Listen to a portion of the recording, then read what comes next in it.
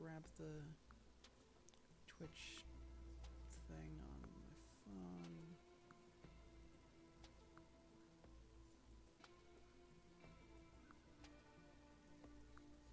So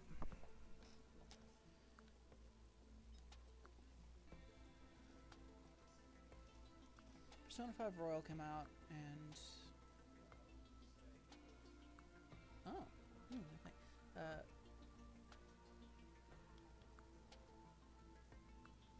my God, I didn't play this game that long ago, did I? Sorry, I'm getting distracted already. Yeah, Persona 5 Royal came out, and I just felt like after marathoning it over the course of like a week, I feel like I need to just kind of ramble on about it. I mean, I have chat open on my phone. It's not really, but it's. Sorry, I need to get used to this game again. Yeah. So, the original Persona 5, it's a game I like almost in spite of itself. I feel like its highs are really unlike anything else. You know, it's got fantastic styling. It's got a basically flawless soundtrack, but it's, you know, the story is, you know, at its best, it's incredible. You know, but at the same time, that's all at its best. You still got, you know, your Okumaras and your early Matarames, where the game just does not really understand what it wants from itself. It's stuck between wanting to solve, you know, these social issues and just using them to find an audience as opposed to having some conviction in its beliefs. You know, talking about how the teachers sexually abusing the students is all wrong, and whatnot, and suddenly find yourself able to hire your teacher as a maid to make you rice while you play the game of life on your Nintendo Famicom.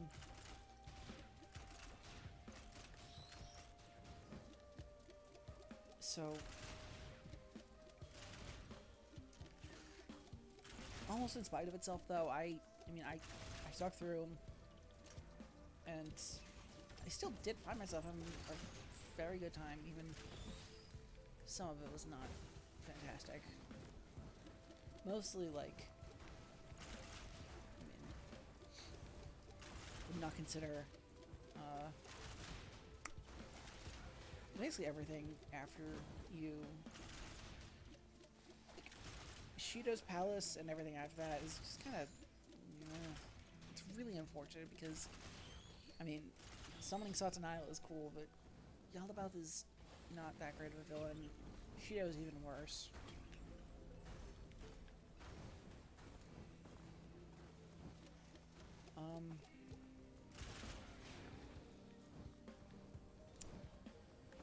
But I mean, I love the characters. Well, most of them. I didn't really like Kate Simp over there, but you know, the rest of the cast really did strike a chord with me. Futaba in particular is extremely important, and should be loved and respected at all costs.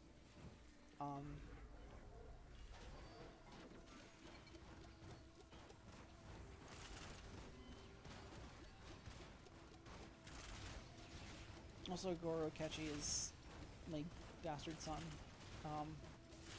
Not in the same way that he's Shido's bastard son, but he is a son. He is my son who is a bastard.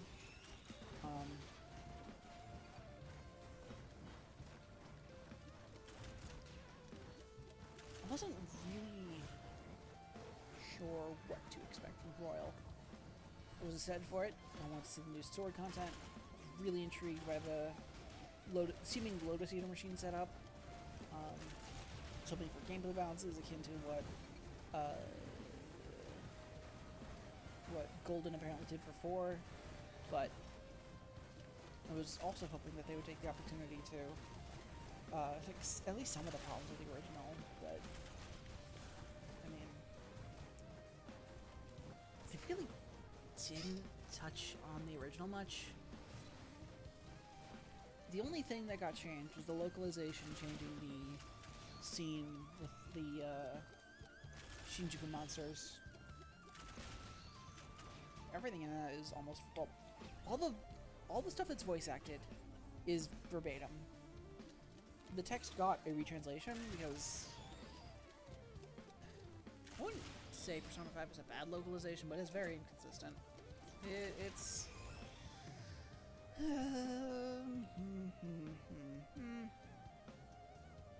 it's so-so. But yeah, everything that's voice acted didn't get touched. Which is really sad, considering there's a lot of stuff in that game that could have used actual rewrites, like on blaming Shiho for being manipulated, and Yusuke sexually harassing On. But you know, there is new stuff added. Is Kasumi. And I actually do like Kasumi a lot, and admittedly part of that does come to lore post. I only really know her as Nozomi, but I mean, Nozomi is best girl.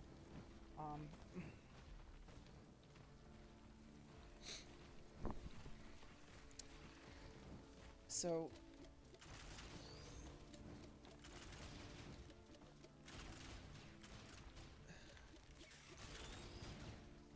she's a confidant who basically makes training in your room irrelevant, and by irrelevant I mean less necessary, which is, considering a limited amount of time, it's, you know, basically irrelevant. And she caps at 5 initially, so she's pretty easy to get maxed, which you need for the true ending. Fair enough. So you work on hers, and I mean, she already looked like Persona 3 Femc, but then she starts talking about her genuine issues with, like, actual real-ass depression and burnout, and it's like, okay, Atlas, I appreciate the Persona 3 pandering, but also very, very strange.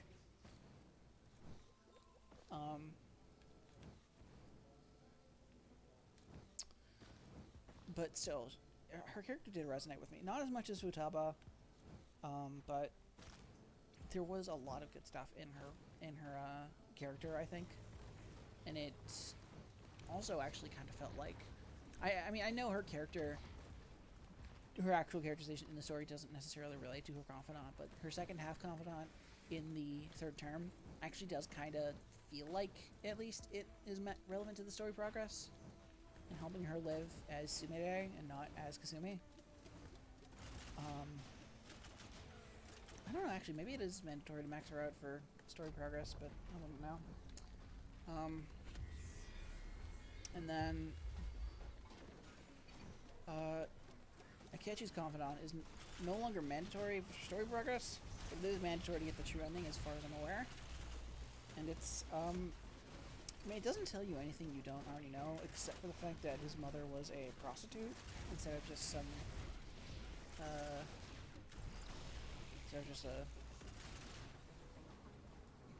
I don't know what the word to use is, but it gives a bit more context to his mother, but not too much aside from that.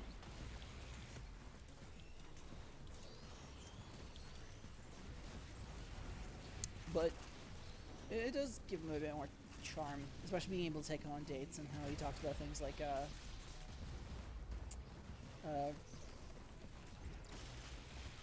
turning down a woman for his job.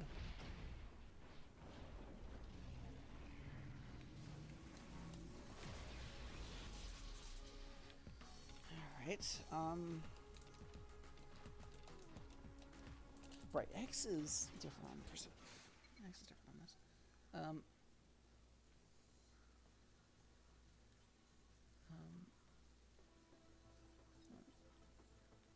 change what?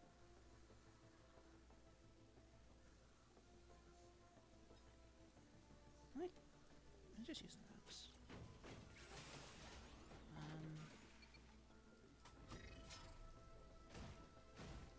Let's just use water here. But Akechi's real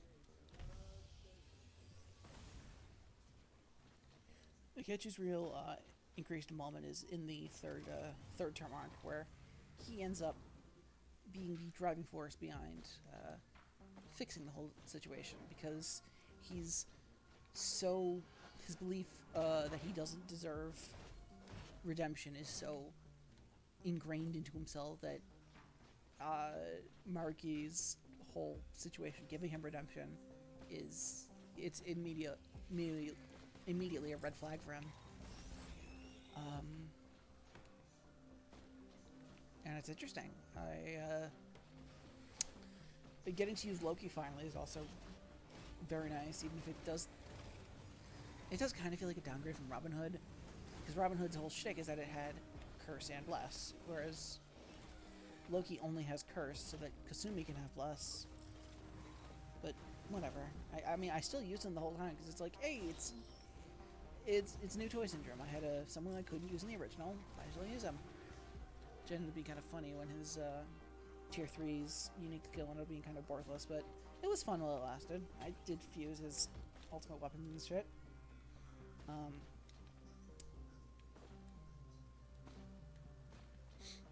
And yeah, Kasumi's the same way. I actually fused both her ultimate gun and sword.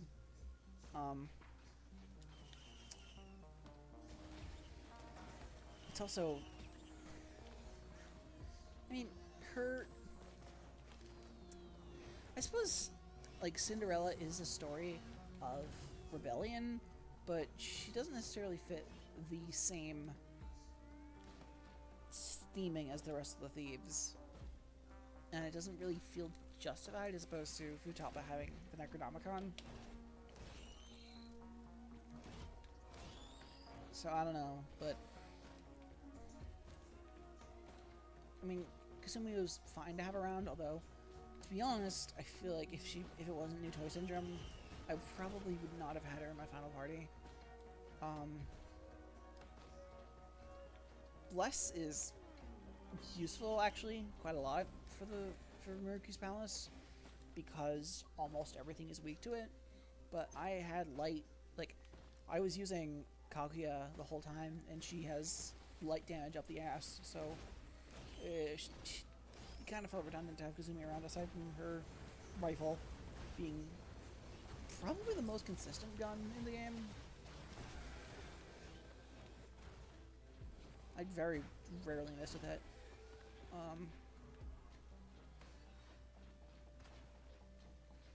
That aside, admittedly, Kasumi's arc also gave me reason to want to use her. I didn't. She is the one I ended up romancing, although it's mostly because I cleared everyone else without romancing, and I figure, like, why not? I know there's White Day stuff added, so might as well take advantage of it.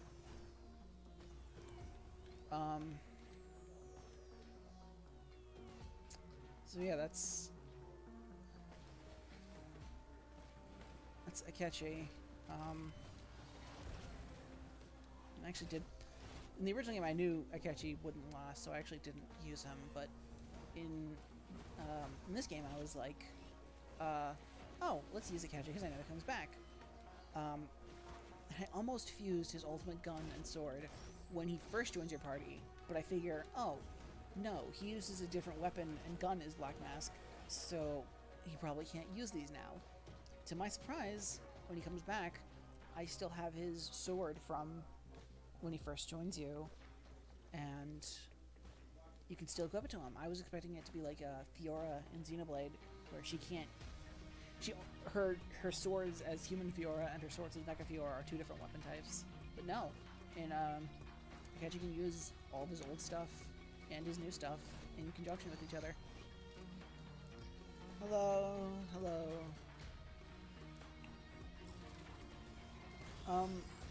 So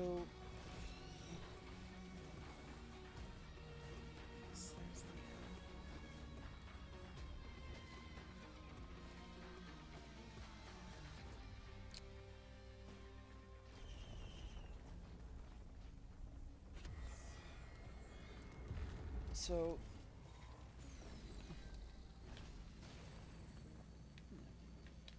there, good enough.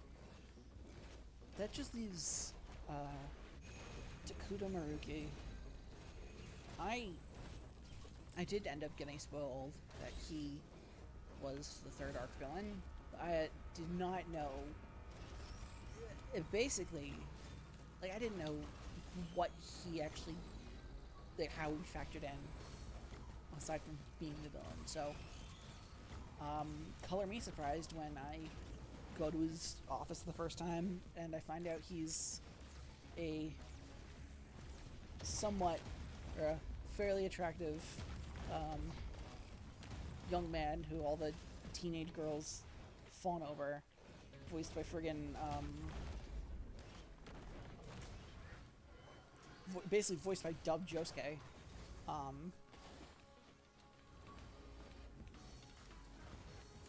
I was surprised by that, and I was like, I mean, he does honestly kind of have some villain flags, but I don't know how noticeable they are if I didn't have the knowledge that he was a villain.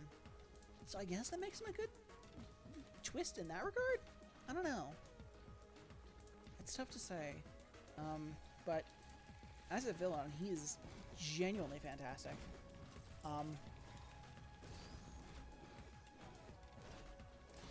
I don't know much about Persona 3, just kind of like as a rule. Like I know that Ikutsuki is a traitor. I know that MC dies, and I know that the dog is important, and that's basically all I know. As opposed to 4, where I don't really know the finer details, but I get the general idea with it. And compared to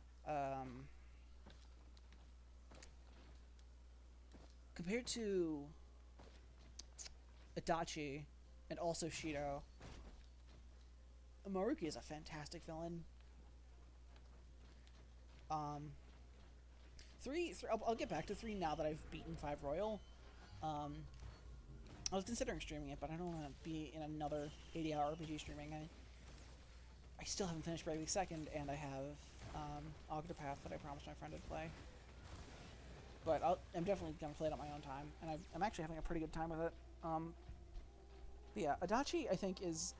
I mean, he's a good villain in that he's, you know, thematically resonant, and, you know, he's an intentional foil. But my problem is that his shift into, you know,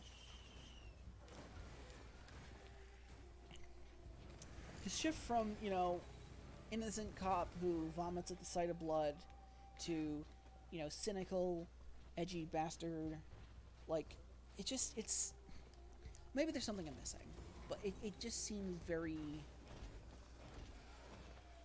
out of nowhere. Maybe there's something missing. Maybe it's like Kefka, where you see why he does it. But as far as, like, from what I've seen, you get told why. Shown a couple scenes of Adachi being kind of a shitlord, but it's I don't know. He just kind of seems. Yeah, I've heard that he doesn't really. Johnny on Bosch doesn't really come into Adachi. Doesn't really come into his own as Adachi until Arena Ultimax.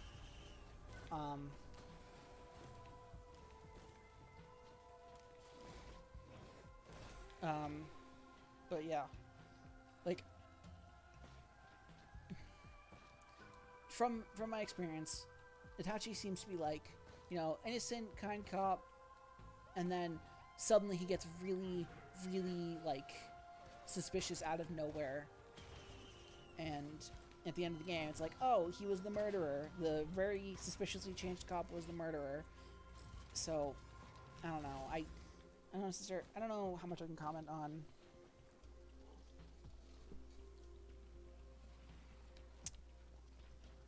I mean, I guess it makes sense considering the whole personas have the same voice and Magatsu Izanagi, but I get where that would be a problem for you. Yeah,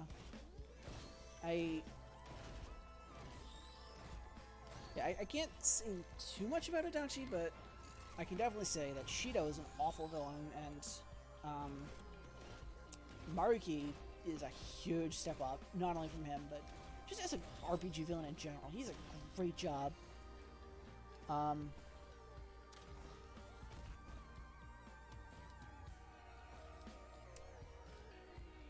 Maruki is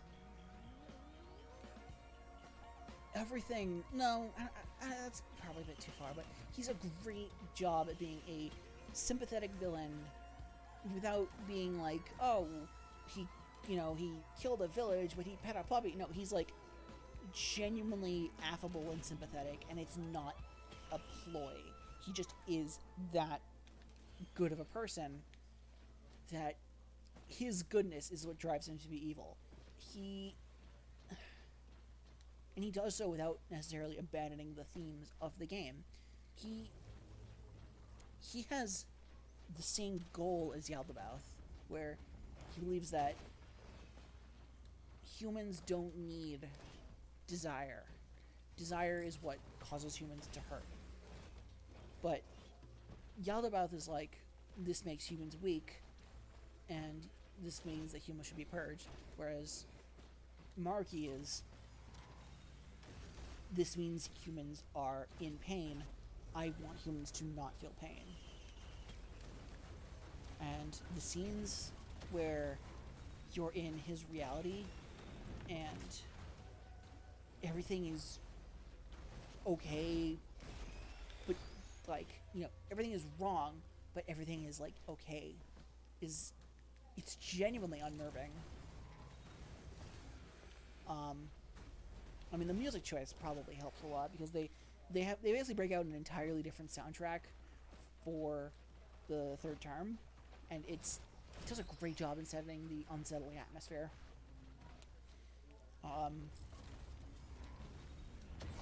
And the bad ending where you submit to his will, holy shit! Just everyone looks directly into the camera because, well, literally into the camera because they're taking a photo, but Joker and Akechi are looking dead in your eyes because you did this. You chose to let them stagnate. It's a great villain and like it's also interesting because his boss fight, his normal boss fight, it's a little gimmicky for the sake of being gimmicky, I think, where he has I think there's like 5 total targets, and he needs to take out 3 of them to target either him or his persona, and if you kill either him or his persona twice, that's how you win the fight. But from a narrative standpoint, yeah, that's the one thing I can say about the royal fights in particular. They're all changed from the original, and I don't think any of them are necessarily better. And in particular, fucking, oh my god,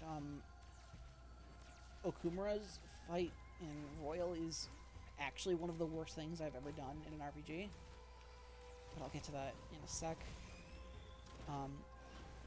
What I was thinking about Maruki though is his boss fight from a narrative standpoint is actually like, it's unique because he in defeating him, you're pushing him to his emotional limit. You're basically forcing him to double down on his goal, and by doing so, he achieves his ultimate persona. He has his second awakening from what is it? He goes from Azathoth to Adam Kadmon in the middle of the fight, and it's really interesting, even if the boss fight is not that great. And Adam Kadmon, it's a glorified cutscene, but admittedly it is imposing.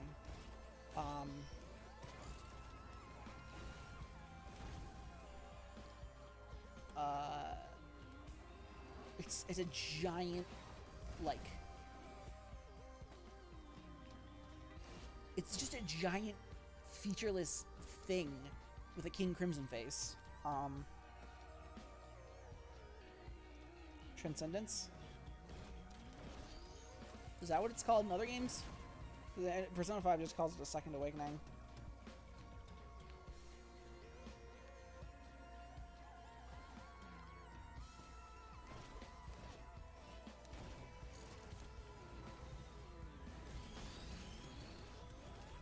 Oh. I think there's another, like... I feel like there's another roguelike that has an equally gimmicky item also called Transcendence, but I can't think of what it is.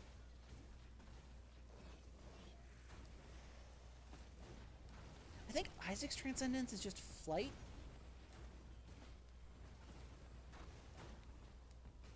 Anyways, yeah.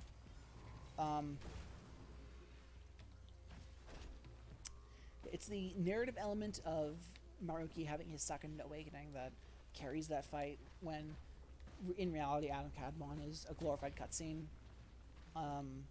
You wait for him to charge and then attack and then charge and then attack and then cutscene, but it's visually really interesting. It's, you know, emotionally it's got the weight, and once everything's said and done, game actually. I mean, earlier in the revised Shido fight, there's already a bit of Metal Gear where you basically have him punch the ground so hard that he splits you off from the rest of your party, and you basically go full on Stranger I Remain. Or no, what's the way things have to be? That's Preston's boss fight, but so he does that already, and then the fight with Maruki ends with him just saying, I lose, everything's over, but I need to just get this out. And you and him just get into a full-on fist fight with each other. The metaverse is collapsing. Neither of you can summon your personas. Joker still has his costume, but his mask disappears. And you just beat the shit out of each other while he just screams about everything going wrong. And it's really soulful, honestly. Like,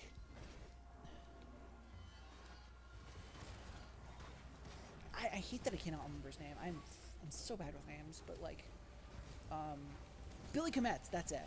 He does such a fantastic job with the elegant unsettlingness of Maruki. And when it all comes crashing down and he just has to be so emotionally vulnerable and real, it really pays off. And you have to, at the end of it, you know, again, the metaverse is already falling apart, and you catch him as he's falling off a cliff. And then as it seems like he's gonna fall, and the game just fades to white. And for the rest of the long string of effectively a cutscene, you don't find out what happened to him. And it's like probably about an hour or so of just different cutscenes where you just don't find out anything about him. It leaves you to wonder while you're basically doing your final cleanup of the same one as the original, where you go around and say your goodbyes and get your New Game Plus items, but also some additional stuff where, you know, you have your Valentine's Day meet, which is significantly less dour.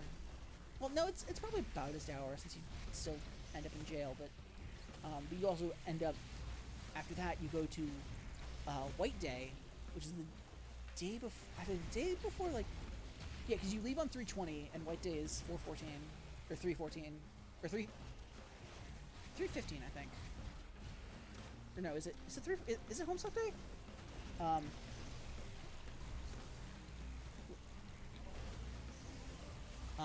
Yeah, it's you have a White Days thing in addition to Valentine's Day, and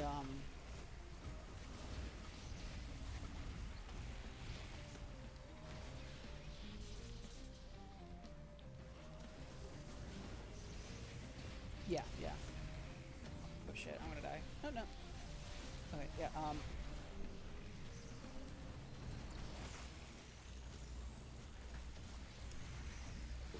yeah, there's a White Day celebration, and there's an extended cutscene about everyone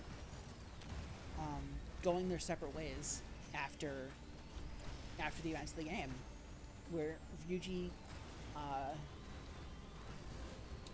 Ryuji is taking senior year in a different town close. God damn it! He's taking a senior year in a high school close to a physical therapy place to get his leg to help with his leg. Um, On is studying abroad. Makoto and Haru were looking for places to live on their own after high school, and Yusuke doesn't really know how to take all this because he's stuck in art block as usual. He doesn't really he's frustrated with himself for not feeling that happy over it because his friend we just spent the last year or so with, they're all going their separate ways, and it hit pretty hard, because that is a feeling you have to deal with in the original, with you leaving for wherever you came from. But in Royal, everyone's going their separate ways, and it's Yusuke who has to deal with the fallout, and it hits differently seeing someone else go through it.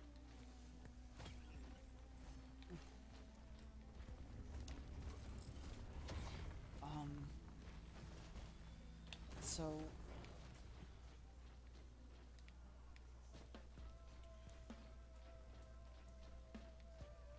yeah, after those cutscenes, after White Day, you do your normal goodbyes, you get all your New Game Plus items. You actually don't get one from Kasumi or Maruki, and you still don't get Akechi's, but you go through a different ending cutscene where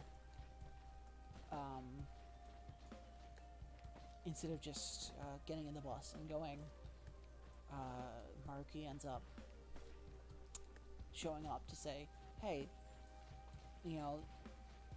it'd be easier to split up for a bit to evade the suits, because they were kind of glossed over in the original, but the suits were there, and they were there to try to find the Phantom Thieves, because Joker confessed in terms of the legal reasons, but they still screwed up Shido's campaign. Shido's board members want revenge. And then Maruki shows up. Again, this is the first you've seen of him since his palace, and he's changed his life. He's doing something to help people without forcing his will on others. And he says to Joker, no matter what happens, you can always change for the better. And he drops you off at the station, and you say your goodbyes to the thieves. And you get on the train. And the credits roll. And the credits are a new song that is not dubbed. It's sung by Lynn in her native language. So it's a unique experience to hear. Well, I mean, the song is... Saying dubbed implies that the songs were, they were English in the Japanese version too, but it's a song sung in Japanese as opposed to other Persona songs.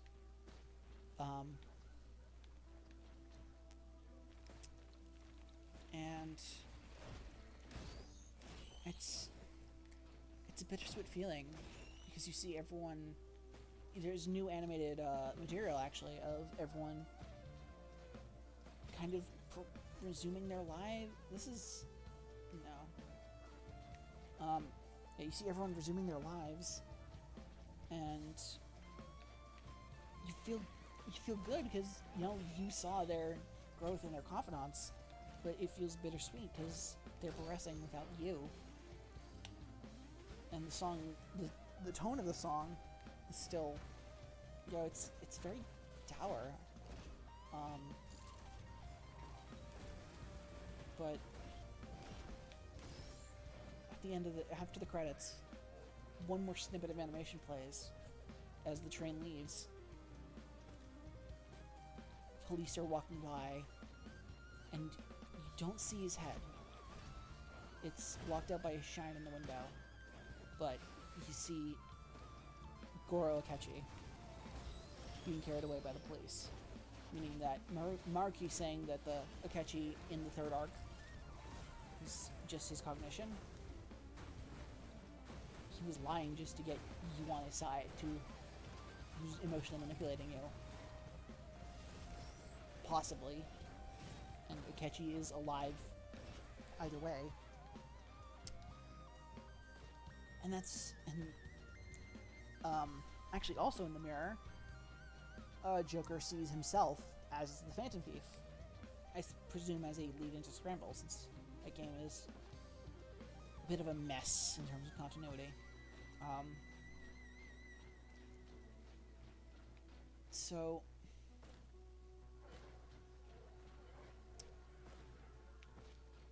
the Maruki arc, in general, I hesitate to say it fixes Persona 5's problems. Because again, the main story is not changed. It still has every flaw as the original. Okumura still sucks. Yusuke still tries to blackmail on, still blames Shiho for trying to commit suicide. Like, that's still there, but it takes the criticisms of the original game to heart when crafting its scenario. Maruki is a villain that actually has character, and it's such a relief after dealing with Shido just being just a scheming bastard for evil's sake. There's no benefit to him.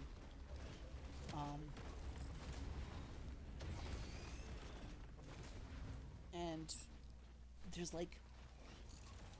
what's also important is that there's reason for everyone to want to deal with them. All the arcs after Kamoshida are deeply personal to one of the Phantom Thieves, and the rest of them are just kind of along for the ride, whereas everyone has a stake in Maruki. Everyone is affected by his world, and it changes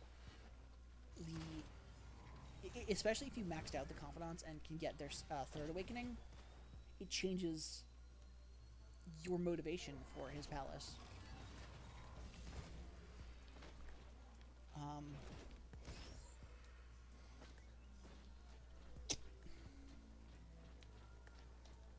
But also, the other big thing about Royal that's changed since the original story was basically not at all, is that the gameplay got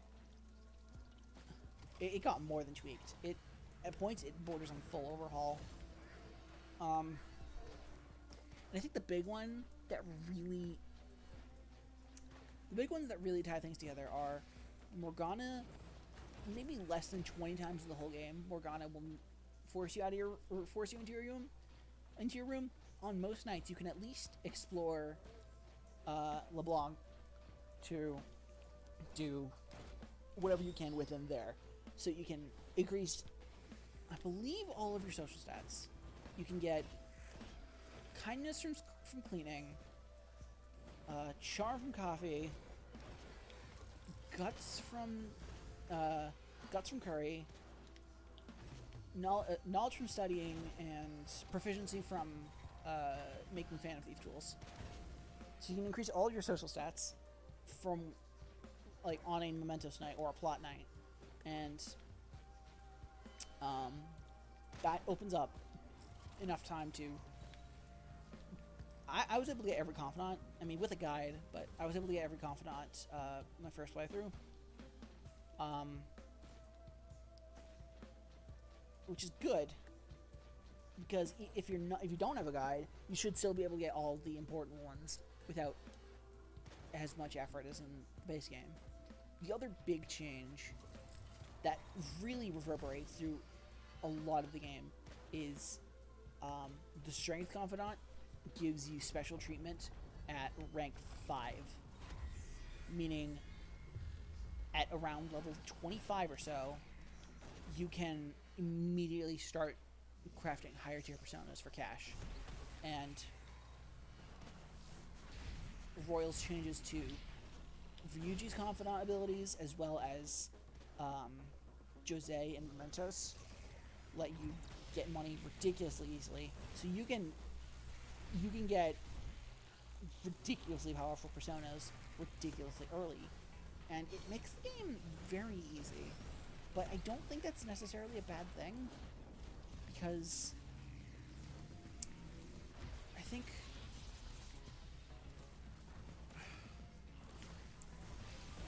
I feel like a difficult RPG is that's oh, really, I died after getting through some.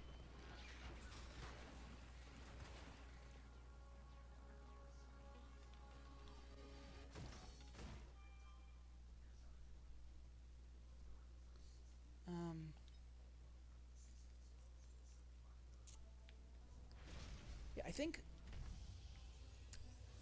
Atlas, for better or worse, probably worse, but still, is trying to divorce Persona from Shin Megami Tensei, and I don't know SMT too well, but I know it's supposed to be an RPG, an RPG fan's RPG, and I think Persona being easier, I think, does benefit to that. Like,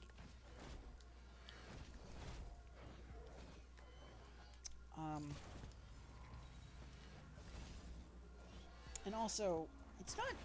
It was definitely easier, but even carrying like a level 70 Persona around, like some of the difficulty spikes actually did quite get to me, especially Okumura. I had to try Okumura like 5 times, but I don't know how much of that is being difficult and how much of that is being awfully designed. Every boss got at least tweaks, some of them overhauled. Kamoshida is mostly the same, it's just that he has a couple of additional attacks where he brings in Shadow... Oh, what's his name? Oh my god. Shadow Mishima and Shadow Shiho. Which is mostly there for plot, but in terms of gameplay, it is another super attack you can do. Whereas Shadow Madarame actually does change, where the big portrait face thing is only a first phase, and after that he splits up into elemental versions of himself, which actually ends up making the fight. I mean, it is easier, but the original fight is really obnoxious, where different parts of him are only weak to certain things. That's a change I'm glad for, despite making the fight less interesting. And then Kaneshiro, after you get him off the piggy the first time, he summons his 2 guards. And they are, I believe, resistant to everything, but can be put to sleep. And if you don't kill them, they will leave, because he runs out of money to pay them. And then you just beat the shit out of unpowered Shadow Kaneshiro, and it's funny.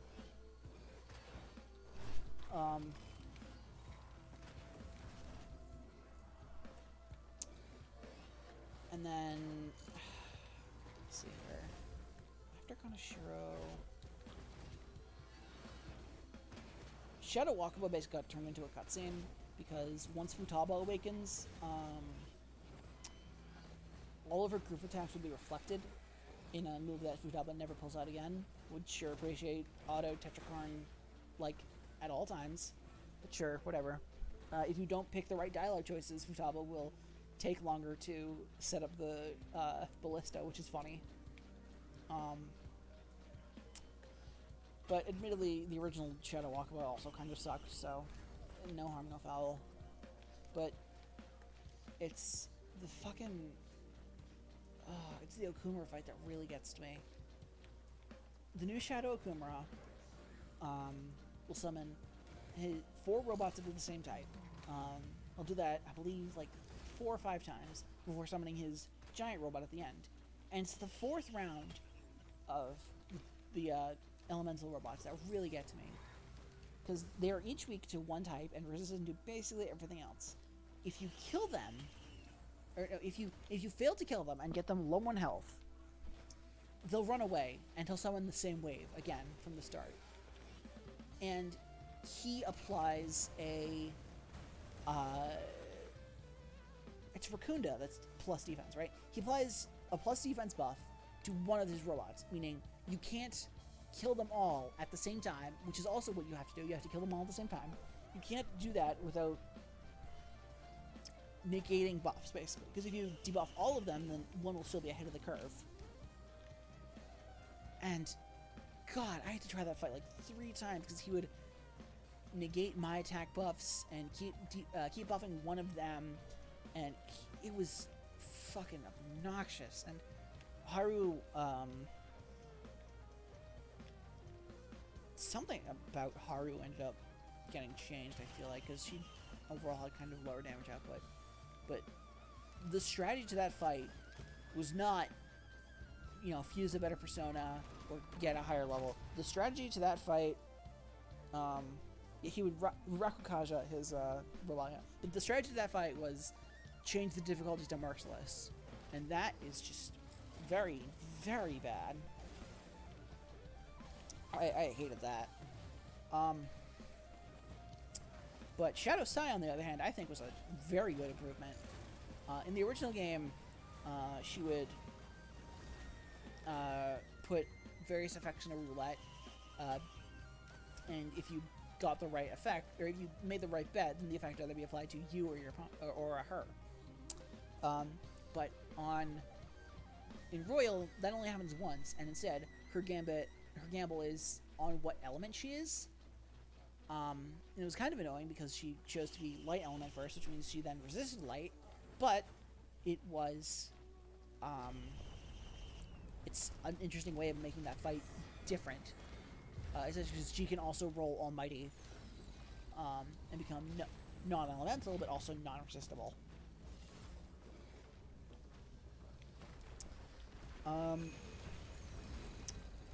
And then Shido, I already mentioned, he basically goes full Rules of Nature on you. And by Rules of Nature, I mean, this is how it has to be, or whatever. Basically, yeah, don't mess with this politician, something, played college ball, etc., etc. Also, wow, Northern Fusion, nice. The first gamble is always rigged, but that's the one that is based on betting HP. And once you figure that out, in the original game she would keep doing it, but in Royal, she stops doing it and changes to the other one, the element roulette one.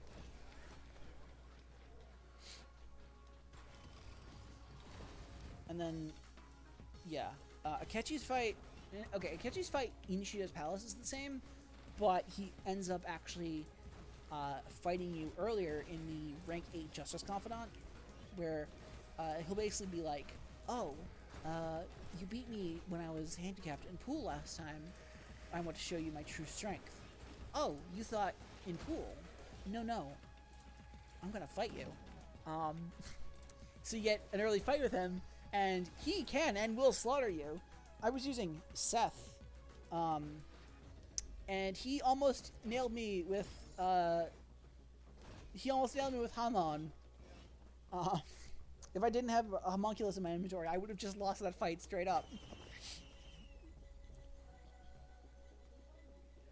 And then after that, he gives you his glove as a sign of a duel. He basically admits early that he hates you because, the same reason as the original, where he was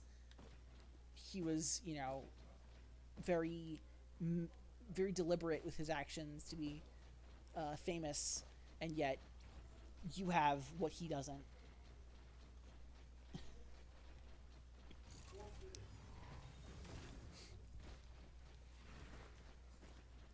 Yeah, that's the last Justice you get, because Justice 9 and 10 are both plot-based. And I believe... I'm not sure if you need Akechi for the true ending, but you do need to max out Maruki and Kasumi for sure. But yeah. I think Akechi is also required. I know that if you do, then you get his tier 3 as a plot-based event. but I'm not sure if it's mandatory in general.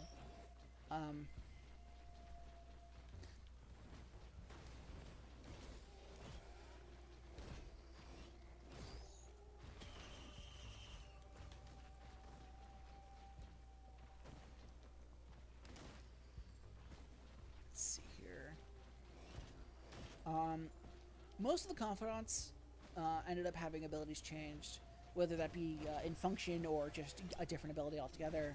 Like, Oya was definitely the worst confidant in the original game because she just affected the palace like security levels, and I'd still probably consider her the weakest.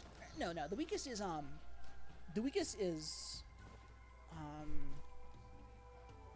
Iwai, but she's one of the weaker ones still, but it's more useful because she basically makes lowering security level like ridiculously more effective, as well as automatic on certain conditions, and it makes it more practical to just screw around and try to get advantages on certain personas or certain shadows. It can be helpful as opposed to the original where it was almost never helpful. They tried to make UI more helpful. Once you max out his confidant customizations become half price, but they're still stupidly cheap to begin with, and you should not be buying anything from his shop. There are much easier ways to get equipment. So his was definitely the most maxed out of formality instead of actually wanting to.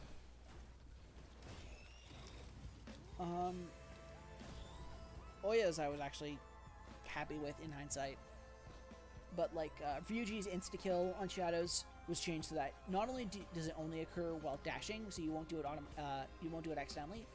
Also, you actually get rewards for the insta-kill as opposed to only getting a random persona for it.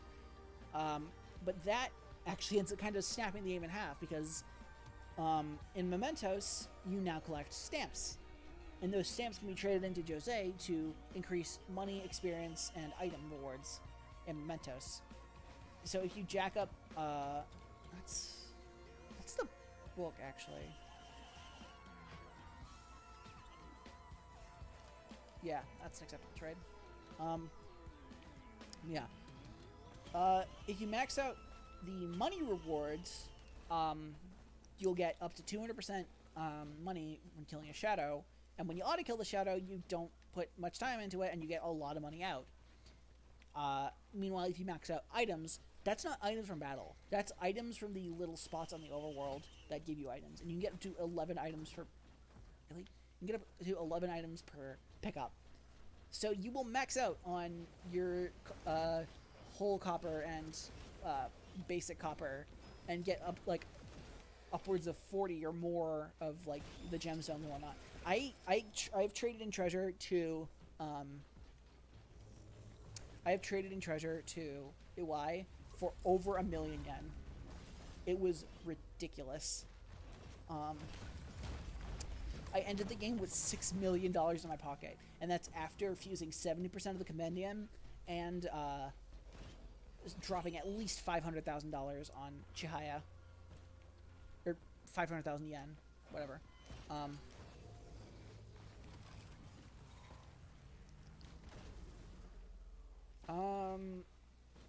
Let me see here. Akechi got an actual confidant ability instead of only being like nothing and then the Phantom Thief abilities.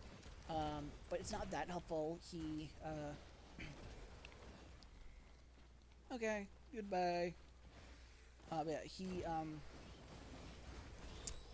gets the ability for you to determine enemy affinities at the start of battle. But the problem is that they're determined randomly which one is revealed, meaning you could end up like, oh, enemy that you already know is resistant to curse is resistant to curse. And also, when it's upgraded to reveal all of an enemy's affinities, that does not replace the chance for the original effect to still happen. So it's not that helpful, but it is something. Just the original had nothing, so you know, whatever. Yusuke can be upgraded to duplicate skill cards on the same day that you give them to him. And also, his skill cards are not like arbitrarily divided by high end and low end.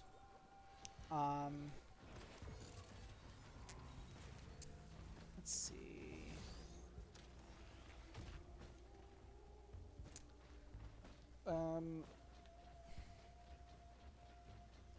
I forget if this was in the original, but On's ability to negate an enemy's action for a turn, that was ridiculously helpful. Every time, I mean, admittedly, I had On in my party the whole game because she's probably the best party member, but it triggered, like, maybe every third or fourth action, it felt like.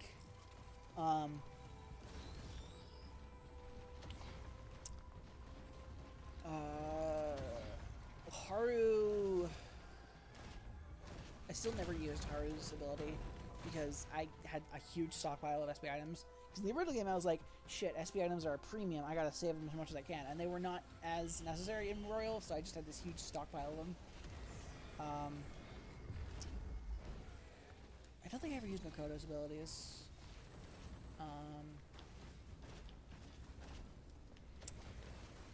Jahaya is a must-have because she can trigger a fusion alarm at any time for 20,000 yen.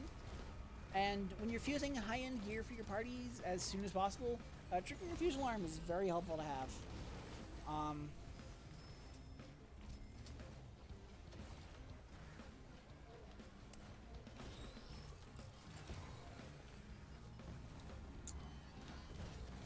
Although it was... the fusion alarm thing, that's kind of a... I mean, it is a problem of the series at large that just happened to find its way into Royal, but goddamn fusion accidents are annoying, especially because you can also now have itemization accidents and gallows accidents. Man, I spent so goddamn long fusing up a Michael. Michael went out. Went without a hitch, but it was Lucifer that I fused before finishing Shido's Palace, and when I tried to itemize him, after spending 800,000 yen to fuse him, I got an itemization accident, and I was so mad.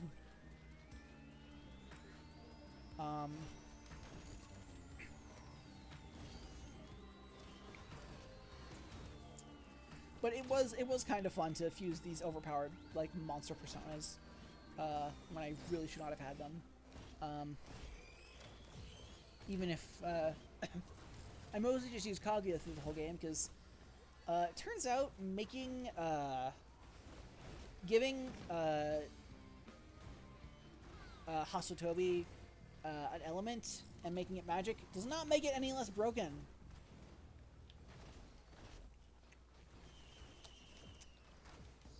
So I basically just had Kaguya throughout most of the game, and she basically shredded anything that was not immune to light. And then, much like in the original game, I fused an Arsene that had Brave Blade and A-Gown just for the recreation of Sai's Palace, because I am a slut for theatrics.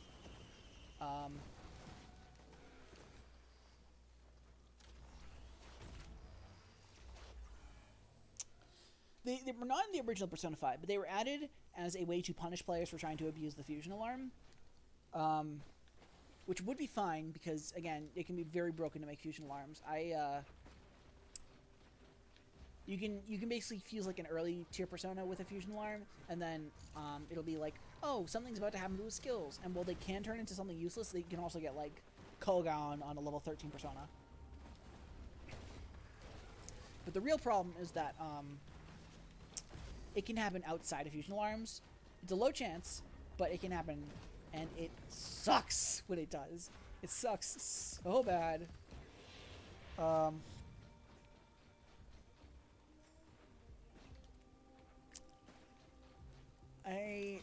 think I was fusing something to get Yusuke's ultimate gun, and I tried to itemize it like 3 times in a row, and every single time turned into an itemization accident. And if you get an accident during a fusion alarm specifically, it will kick you out, cancel the alarm, and you have to wait another day if you either have to wait another day or go waste a time slot on mementos to try again.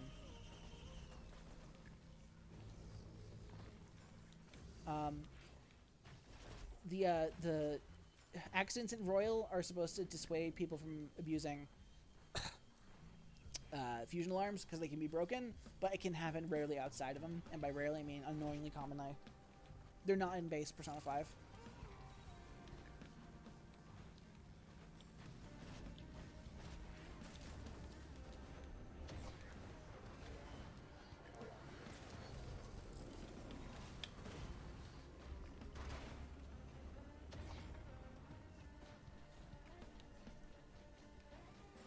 I'm not really a fan of give player broken mechanic, but add some sort of random downside to it. I think if a mechanic is broken, it should be there for the player to access, but not explicitly drawn attention to. The player should be allowed to determine their own brokenness.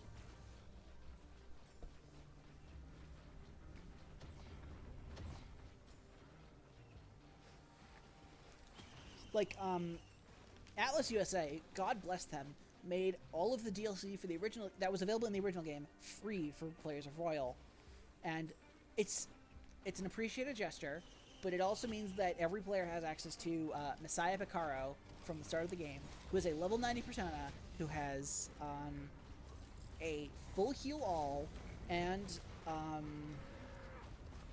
Migi DeLaun from the start of the game. So if you want to just make a joke of the game, you just do that. Yeah, Salvation and Migi DeLaun. Migi DeLaun. Yeah. When I said I spent 800,000 yen on Lucifer, I actually spent more because I used my free summon of Messiah Picaro to be one of the materials. It's actually kind of annoying doing Caroline and Justine's Confidant when you have the DLC, because DLC actually changes the recipes and you need to use a calculator basically to find out what the recipes actually are now.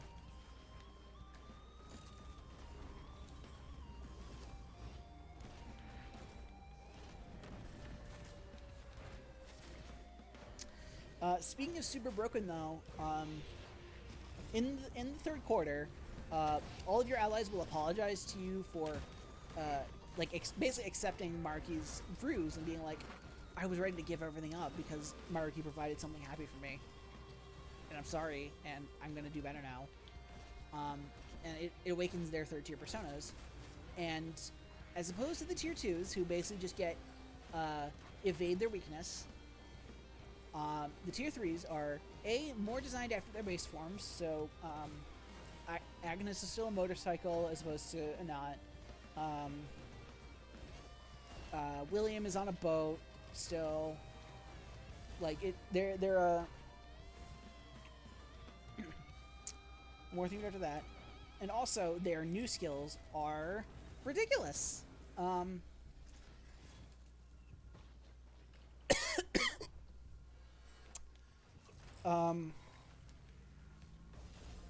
Morgana gets... The worst ones are Morgana and Akechi, and Morgana's is still Miracle Punch for all. Oh, I have hiccups now. Pardon, Mo.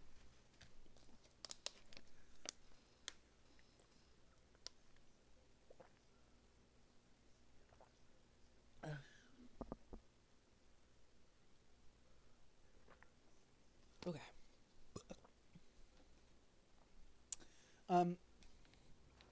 Morgana's is a group targeting Miracle Punch, which is still fairly good, all things considered. I think I didn't actually use Morgana at all because I hate Kate Simp. And Akechi gets an Almighty Element single target attack that does additional damage to downed foes, which sounds pretty useful, but you get it right before an infiltration that just immediately leads to a boss. So you basically can't use it on anything unless you go out of your way to do it, or you fight one of the DLC bosses.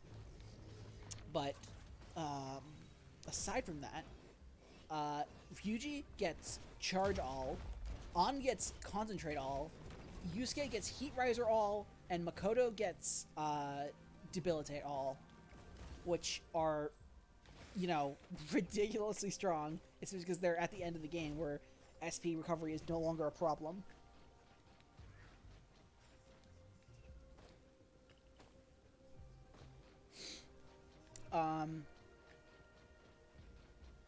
Haru gets... Oh yeah, Haru also gets an Omni-Karn for all party members, which is also pretty good. Especially because Karns kind of mess with the enemy AI a bit. And Futaba gets a chance for one of her supports to be a full heal for the whole party.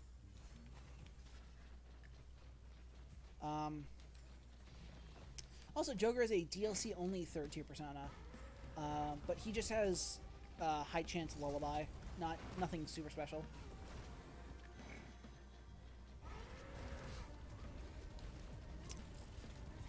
I mean, I kind of get why, but also for some reason, during the third tier, even though you already have Satanael, you can't fuse them. You can still only fuse them in New Game Plus.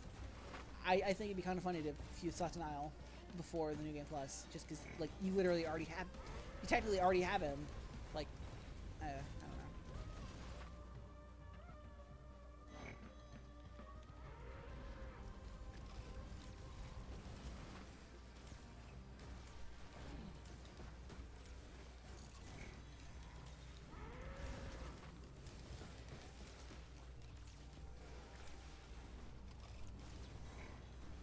Yeah, it's weird because you can fuse Satan and you can fuse Lucifer, but then his ultimate persona is Satanael.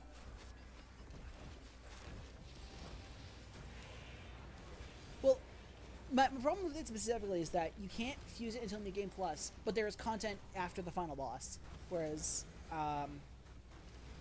actually, I don't know. Is the Gold? Well, Golden has the additional dungeon. Is that after the final boss?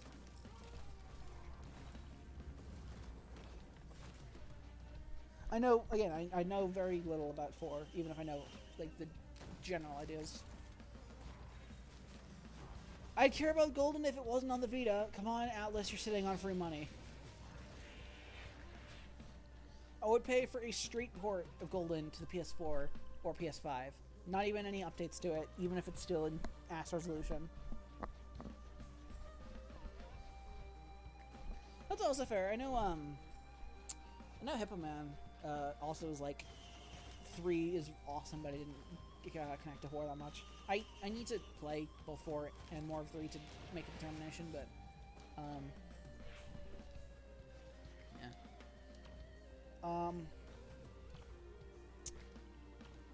yeah.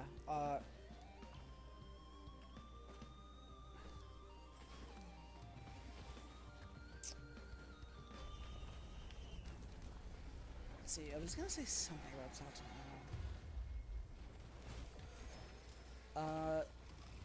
What I will say is that, though it's kind of annoying that they're DLC, the fights against Makoto Makoto Yuki and Yu are actually really cool because they have their cut-ins from their base game, for one thing, when they get a crit, and also they use multiple. Not only do they use multiple personas, but their weaknesses change accordingly. And I don't know about Makoto's personas, but 3 of Yu's personas are the ones you get for maxing out Nanako, Dojima, and Marie's social links.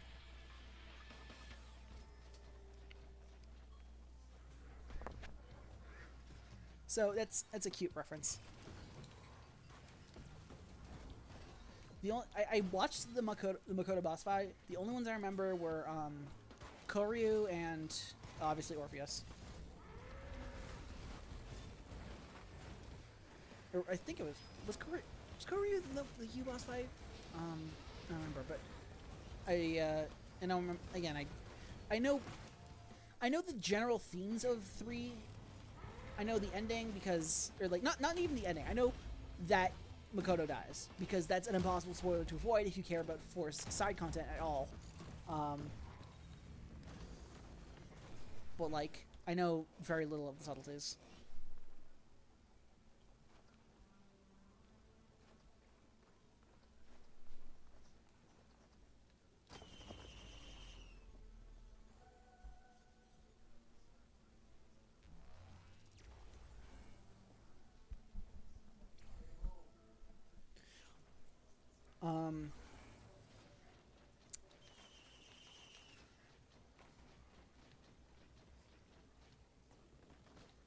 Yeah, five Royal is it's very good.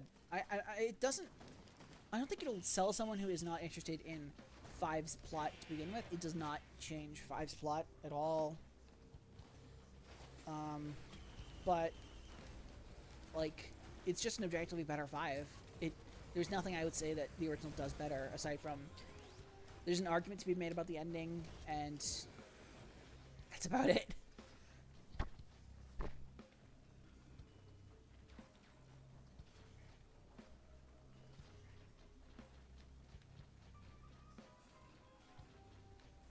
Um, it even it even fixes the problem I had with 3 Portable, where I was so disappointed that playing as Femsi in Portable, you don't get to hear Mass Destruction, whereas in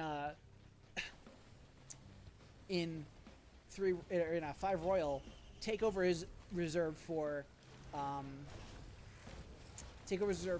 ambushes, whereas normal fights still play uh, Last Surprise, which is apparently a thing that 4 Golden did, but in reverse, where ambushes would still play Reach Out for the Truth, but normal fights would play whatever the new one was.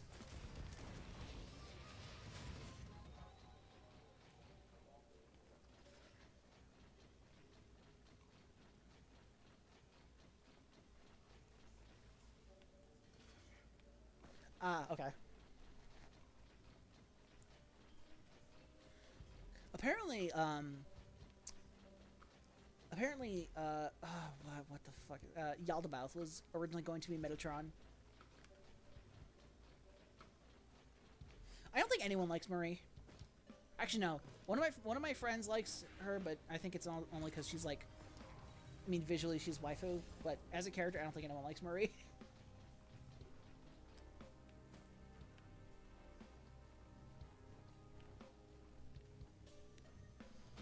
There's a lot of interesting things about Persona 5's like development stages. Like in Arena Ultimax, um, there's an unused voice clip calling for the Persona 5 hero, and his persona was still Mephistopheles, which was a design concept shared, I believe, like shortly after the original Persona 5 released. I'm surprised there hasn't been a Persona 5 arena or Persona 5 characters in cross tag battle, but I guess that's what Scramble is going to be, or at least a replacement for. I'm excited for Scramble because I love Warriors, and I love Persona 5, and it's not just a Persona Musou. It is Persona 5, but the gameplay is Musou. Let's see here.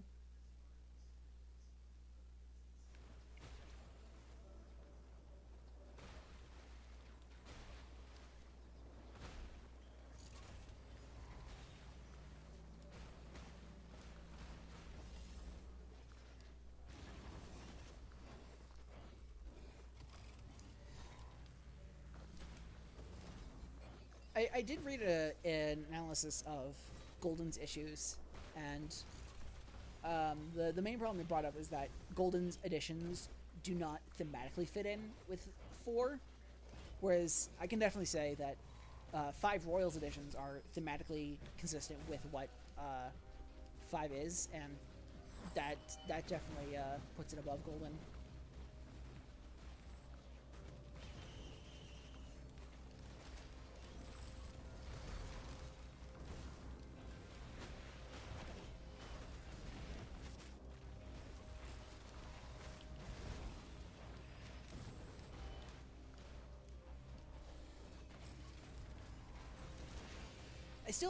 I want to play Golden, but that's basically just for the gameplay, like the changes to balance. Most because like I've heard kanji is basically useless in the original, and I want to use kanji because we stand a gay punk.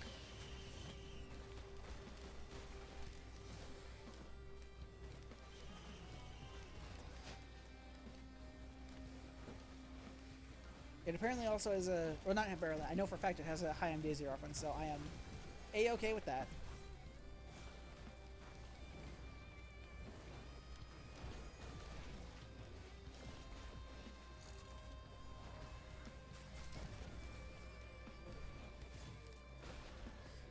I know it's not a reference, but when you do Chihiya's fortune, she says, "Here I go," and I really want it to be an Ayane Daisy reference.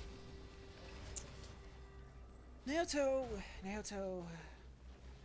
I understand why her character arc is important as it is, but also I can't help but feel disappointed that it's not what it's supposed like what it's set up to be.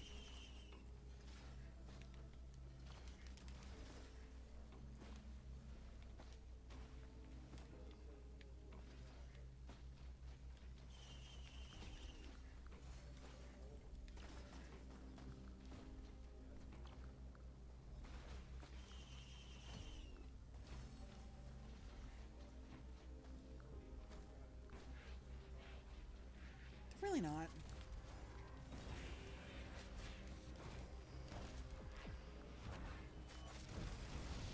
Shit. Damn it. Whatever.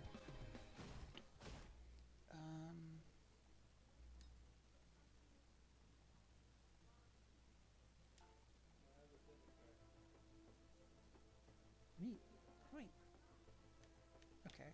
That's strange.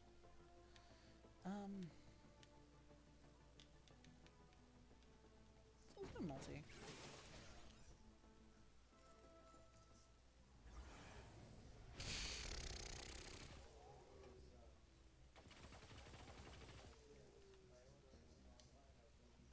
Just okay. So there's that, and that.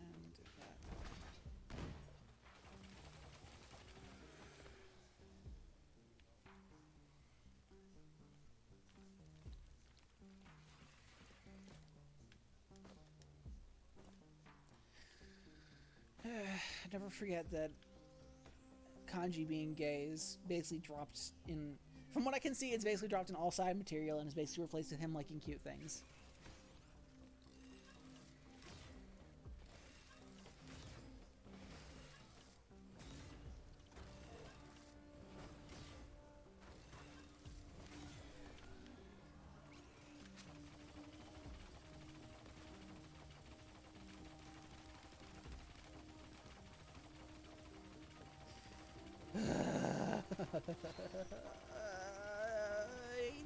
I do not like what I know of Yusuke, especially because it seems that Atlas is like, people think Yusuke is people think Yosuke is a shitbag. You know what we should do with Yosuke?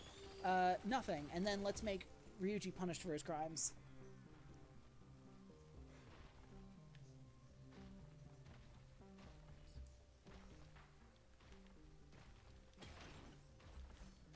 Probably would have been better with one of the other two, but whatever. I like taking risks.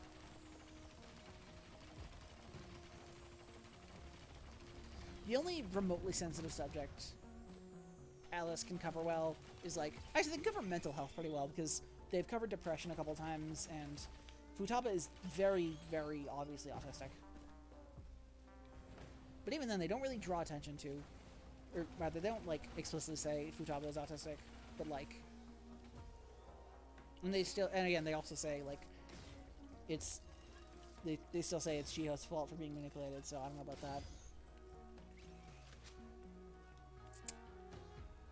Still, they do that better than homosexuality, so... what are you gonna do?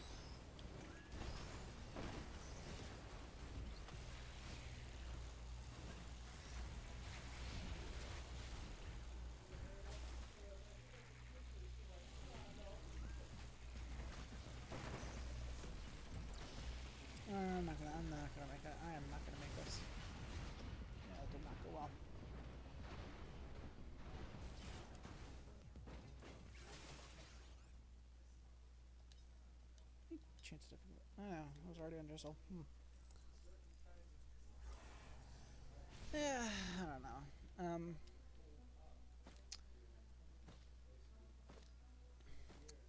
I'm on the lookout for a PSTV almost exclusively to play Golden, but I might just cave in and play the PS2 version at this point. I mean, it's on.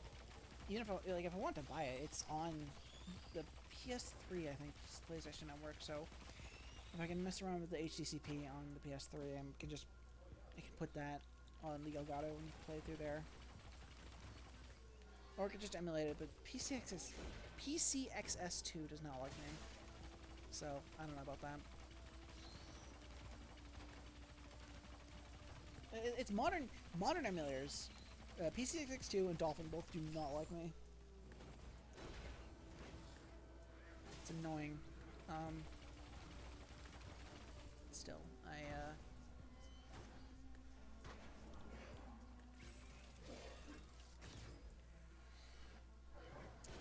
I mean, at least PPS with 50 likes me. I played, best version of Persona 3. The one where you're Goyle.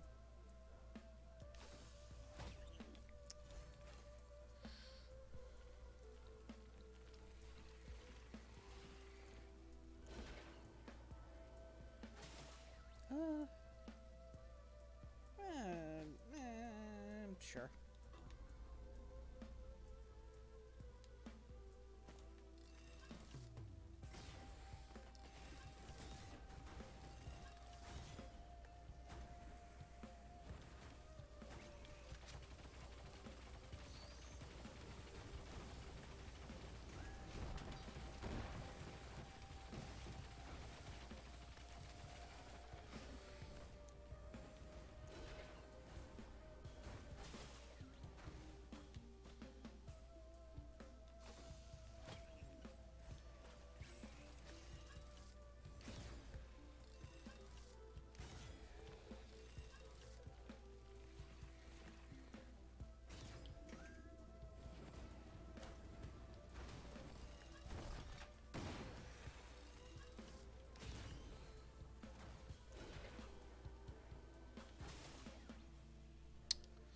I feel like I should be talking more, to be honest.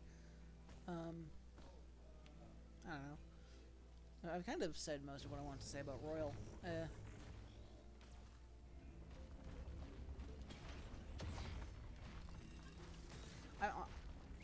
If I ever feel like playing Royal again on a New Game Plus, I actually might shell out for some of the DLC. Mostly female Orpheus, because Neo Cadenza is like, wow, that's a thing they allowed to exist, but also because Goyles. And it's basically the only rights Femsi has gotten aside from Q2. Atlas.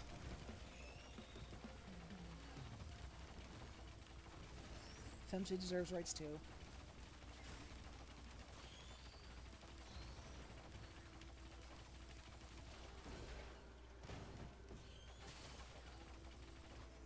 I mean, admittedly, I guess even 3's MC in general does not get rights as often as you, but like, there's a reason for that.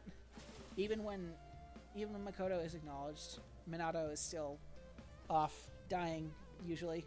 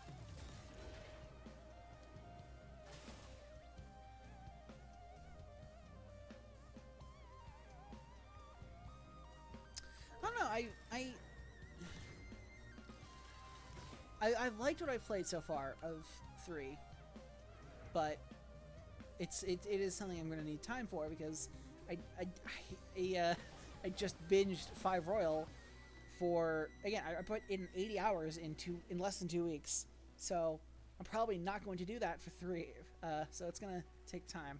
And then I'll probably just download a 100% save file and play the answer with that for FES, because I am playing as Goyle, and Goyle does not have the answer. Does that mean that does that make Minato a bimbo because she doesn't have the answer?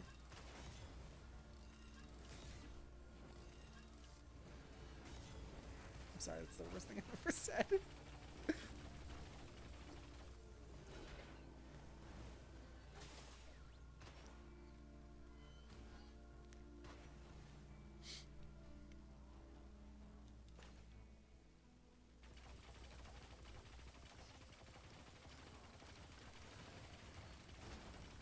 should go find the teleporter.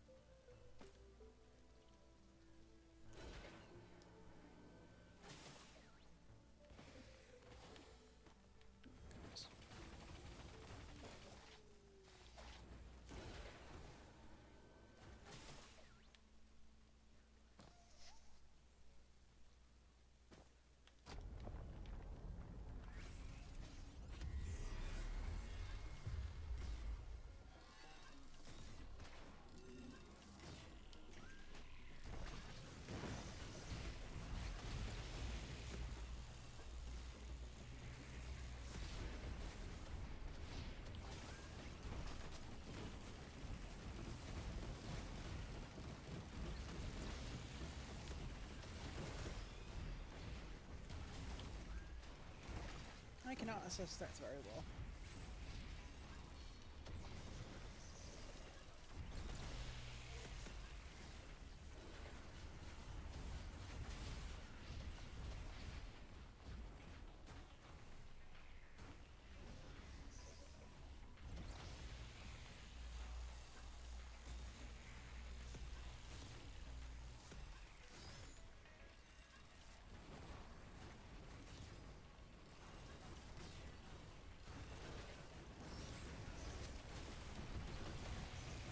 This is bad.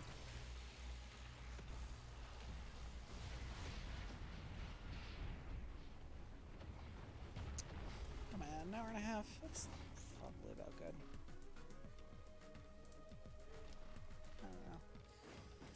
I don't know. I'm probably I'm running out of things to say, so I'll probably call it a stream. Thanks for listening to me ramble about this. I wanted to get something done about my thoughts about Royal, so I can just upload this stream and say it's done. But seriously though, good. So we both got something out of this.